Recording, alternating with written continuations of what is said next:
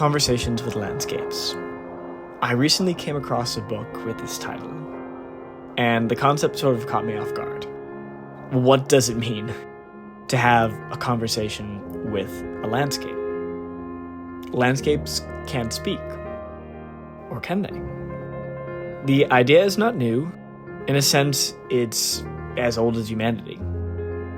What was new to me was the interactive, reciprocal, and dynamic nature of what the book suggests.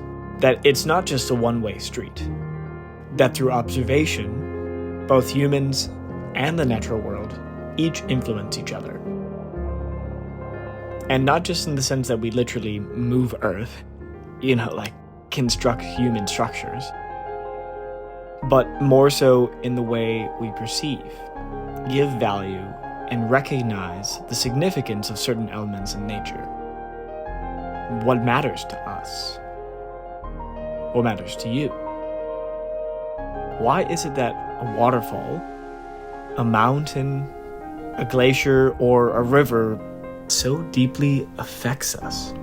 What gives us that feeling of awe? What influences our stories? And what forms more than just the backdrop of our lives? Landscapes and the conversations we have with them are both personal and internal. We speak with landscapes when we assign any sort of significance, and there is significance everywhere.